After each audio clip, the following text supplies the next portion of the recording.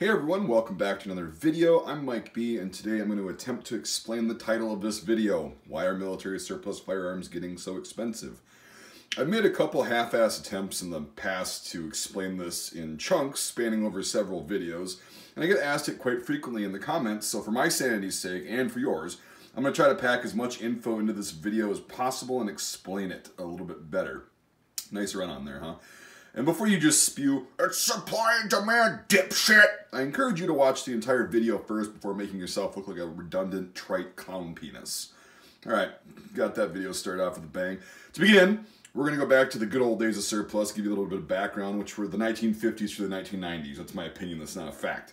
Military surplus firearms are just that, they're military surplus. I know it sounds pretty redundant and obvious, but there's a reason they bear that name. They're firearms that were deemed obsolete or just gotten rid of due to the sheer numbers produced and the country having extra and not needing that many, and having money sitting there when they could be making money and getting rid of old inventory. Military surplus firearms were extremely popular during the 20th century, specifically in the United States, as a practical tool, not so much for collecting as I explained in the other video. Surplus firearms were usually about half the price or less of a new manufactured firearm, which I also said in that other video, the Sporterized video or whatever, which made them ideal for lower income people and everybody in general. During these years, many people would sporterize these firearms and turn them into customized tools used for hunting or for defense. Make them lighter and all that stuff. Again, go watch that video if you have any questions on that. A lot of the rifles that were surplus at that time were still being used by militaries in the world, so supply was really abundant. Although most countries' militaries were moving towards semi-automatic and select-fire weaponry starting in the 1950s, some bolt-action military service rifles were still being produced in the 1960s. Most ceased production in the 1940s, for the most part, but the sheer amount of bolt-action service rifles that existed and were produced from the late 19th century until the 1950s was astounding. It seemed almost infinite, So fast forward to the 2000s, right? We're going to just jump from the 50s to the 2000s, with the advent of the internet being more prevalent in homes across the world. Although there were collectors of these firearms through the entire 20th century, there really weren't that many of them, and the biggest boom of military surplus firearm collectors happened in the 2000s when collectors, who were more sparse in the previous decades, were now able to network with each other and create forums dedicated to sharing knowledge with each other. Over time, these people contributed to a vast array of knowledge and also were the catalysts, really, for assisting people who didn't know, what they inherited from grandpa. I got this old army gun. And we're able to communicate with people who otherwise probably would not have any real interest in getting in the hobby, having to invest thousands of dollars in research literature, books, if you don't know what that means, just to find out something about like a $40 rifle or some old dusty gun in grandpa's gun cabinet. This is a very good thing, and I appreciate it, but it did contribute to an increase in numbers of collectors, thus increasing the demand of surplus firearms. But not to an extent that would actually affect the prices on a large scale. These prices remained quite low and fair through most of the 2000s. Most military surplus firearms had a stigma as well of being, that old piece of shit from enter country here, which also kept the demand very low. Supply was still very plentiful and demand was very low, so as a result, the prices remained very reasonable. Examples would be the guy on the top right there. I remember seeing Turkish Mausers costing $45 with a bayonet when I was about 13 or 14 years old. And I shoulda, woulda, coulda, but I didn't. I didn't have that much money to blow on stuff. I had other expenses. Also, like K98s, like the second guy here, that were Russian captured, this isn't, would be around $150. I do remember that. And at that point as well, something like this, a bolt mismatch that was imported from, I think Century imported this one, we're going for around $250. Some, the nicer ones were $300 on average for something like what you see in front of you. The first real issue I saw personally was after the election results of 2008 were announced. And what I witnessed was the entire firearm community going into a full-fledged shit panic because Obama's gonna take our guns. Now, I'm not going to be commenting on the policies because fuck politics, but I personally think the reaction of these people was a bit extreme and a bit harsh for something that never quite happened, and really, even to me at the time, it didn't seem like it was going to gain any traction, oh, he's going to take all of our guns. Anyway, as a result of this shit panic, demand rose for all the tactical AR-15s, AKs, G3s, all that shit. And then when that stuff was sold out, people thought, hey, maybe this $60 Russian gun, you know, this guy right here, 9130, and this $50 can of 440 rounds of surplus ammo is a great idea since everything else is sold out. So this increased the number of people who actually owned surplus firearms. And of those, it seems that a good chunk of them got online and started doing research on the history behind that old piece of shit. And I mean, some of them just chopped them up and bubbed them and had a cheap gun, but it seemed like a lot of people ended up doing research online and not chopping them up, and then that garnered interest, and then they became a collector / shooter because it was cheap. Anyway, this was a significant time for surplus as the demand rose, and so did the prices a little bit, even though supply was still relatively good at that point. I mean, the good old days of barrels of, you know, warehouses full of guns coming in the country wasn't as much, but there was still a good supply. Another factor that contributed to the rise in the amount of surplus owners around the mid-2000s was video games. Now, before you whine and bitch and misinterpret what that means, like in my other video, when I said video games were responsible for the Gewehr 98 spiking in price and the SMLE, I was saying that after Battlefield 1 was released, everybody wanted one, and I watched the price rise from, like for a Gewehr 98, $400 to $500 on any given day for an average one, to, on average, $800 to $1,000 almost overnight. It was within a week of the game being released. And just for reference, I was referring to a very specific firearm, or firearms, in relation to a very specific video game. And yes, I called it shitty because I thought it was, and I don't like that play style of game. It was boring, it was so historically inaccurate, then it was, you know, hyped up, whatever. It doesn't make that a fact that it's shitty, it makes that my fucking opinion, so settle down. Alright, now that we've got that cuddly little subject cleared up, I'll explain why video games contribute to the increase in the amount of surplus firearm owners. I'm guilty of this, no doubt, to an extent. I bought firearms simply because they were in a video game, and like my Benelli M1014. I bought that because it was in Counter-Strike. It's the same thing with historical firearms. And you combine this with the increase of interest in history in general around that time, the 90s and 2000s, in video games based on historical conflicts or time periods, people are going to want a piece of history that they saw in the video game. It's also a connection because people like video games. There's nothing wrong with it, but it definitely does contribute to the amount of people who own surplus firearms. It's not the end-all, be-all cause, but it is a contributing factor.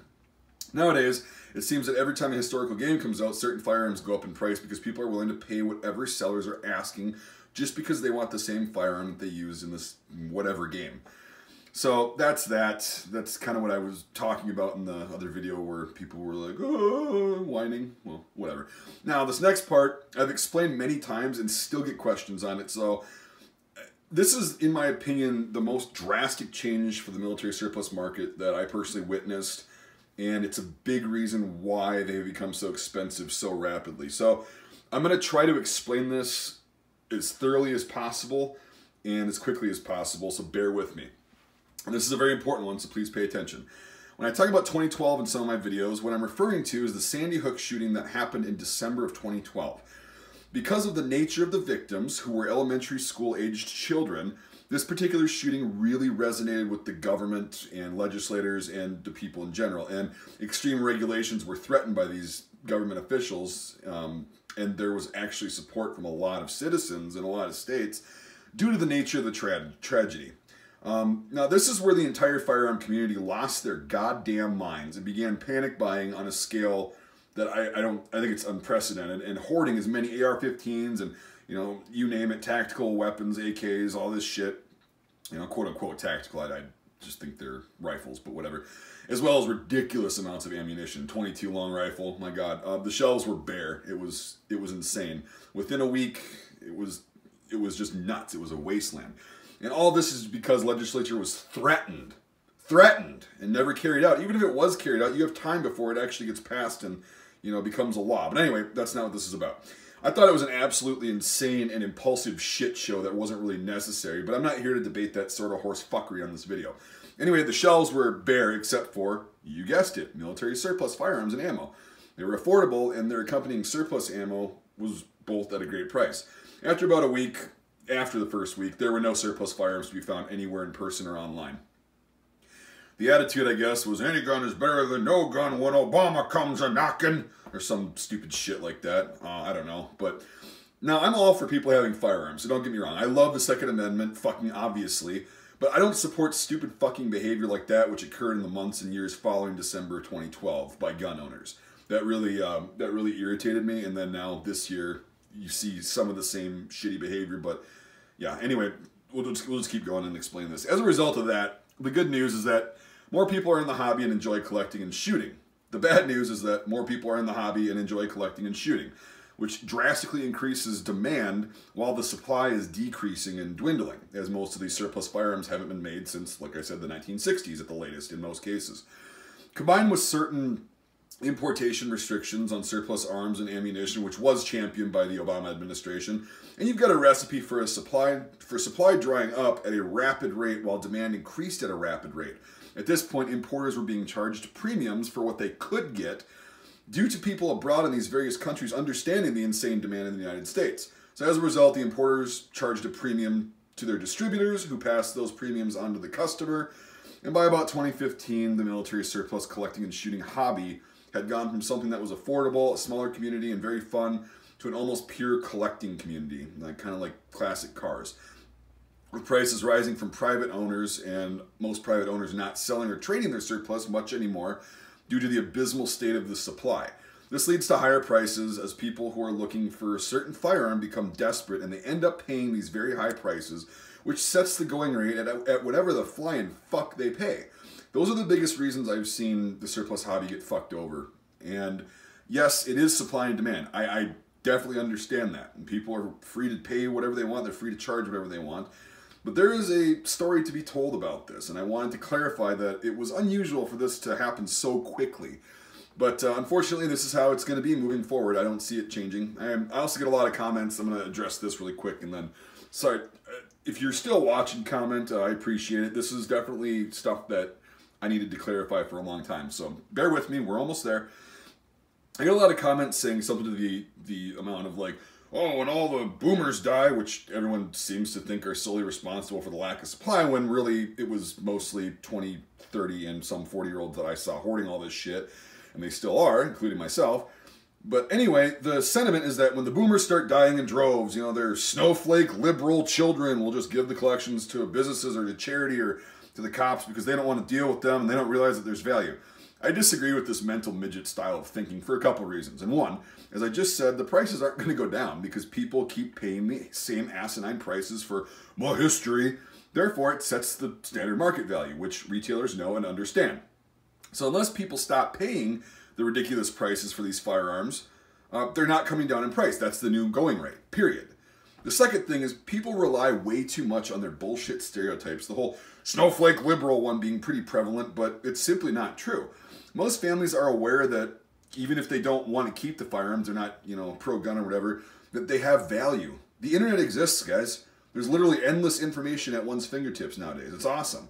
It's very simple, too. They call an auction house or a dealer or business, provided they aren't keeping the firearms in the family, which nobody seems to consider, and the auction house or dealer comes out, picks up the firearms, and pays cash on the spot, or pays them a percentage minus commission if it's an auction house.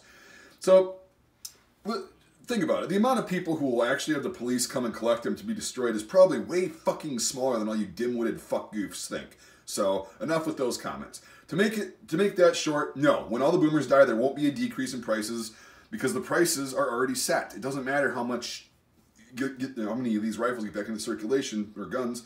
It's just not going to change. Anyway, that's his future prediction, so we'll see if I'm correct. If you want to see the days of cheap surplus firearms and ammo, I'm really sorry to tell you, you fucking missed them.